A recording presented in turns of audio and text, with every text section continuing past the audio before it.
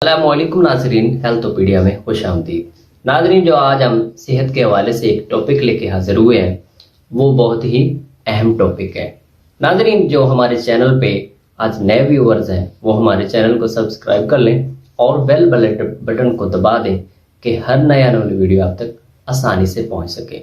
नाजरीन, हमारा जो टॉपिक है वो है मैदा खराब होने की वजूहात। ये हमारा एक मेन सिस्टम है नाजरीन। अगर ये खराब होता है तो पूरा इंसानी जिस्म खराब करके रख देता है। हमको चाहिए कि हम इसके लिए बहुत से ऐसे काम रोक देने चाहिए जो इसको डिस्टर्ब करते हैं। मैदा खराब होने की वजूहात क्या है नाज़रीन? मैदा खराब होने की वजूहात काफ़ी सारी हैं जो हम आपको बताने जा रहे हैं।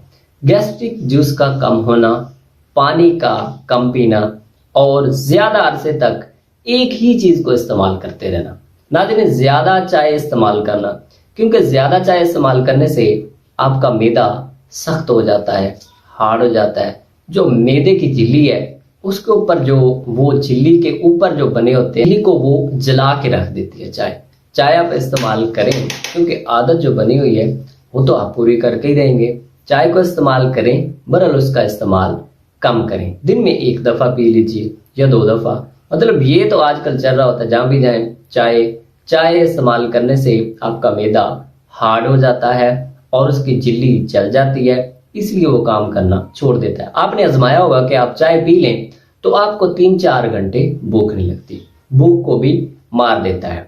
दूसरा नंबर है कोल्ड ड्रिंक, जो हम ज़्यादा इस्तेमाल करते हैं, वलीमे के बाद इस्तेमाल करते हैं, जो हम चिकन खा लेते हैं, जो ज़्यादा खा लेते हैं उसके ऊपर इस्तेमाल करते हैं। जो शकील हम खुराक खाते हैं, सख्त खुराक खाते हैं, उसकी वजह से भी हमारा मैदा खराब होता है। सर्दियों में चूँकि हमें प्यास नहीं लगती तो हम पानी नहीं पीते, इसकी वजह से भी मैदा खराब होता है, कब्ज़ होना शुरू हो जाती है और पानी की कमी होती है तो मैदा खराब होना शुरू हो जाता है। पानी का ज़्यादा से ज़्यादा इस्तेमाल करें और कोल्ड ड्रिंक को तो छोड़ ही दें। वो एक ऐसे समझें कि जहर है। जहर को इस्तेमाल करेंगे तो आपके वो जिस्म को, आपकी अज़ा को, आपके मैदे को वो ख़त्म कर देता है।